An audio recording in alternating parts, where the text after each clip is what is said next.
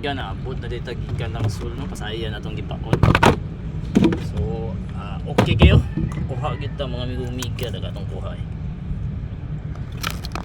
Nice. Kasyahan kita mga migo-miga. Daga tong kuha. Siyam nakabuok mga migo-miga. Okay kaayo no. Saluyaan jud ta. Kasyahan jud ta mga migo-miga. So salamat kayo sa pagtanaw sa tong video. Pasayan na tong paon na. So atong pasol nga gigamit na ng mga migo-miga kani o kani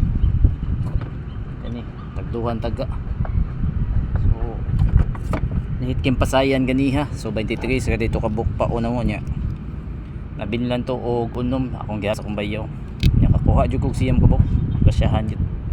Salamat sa pagtanaw sa tong video. Shout out sa tanan na masulon.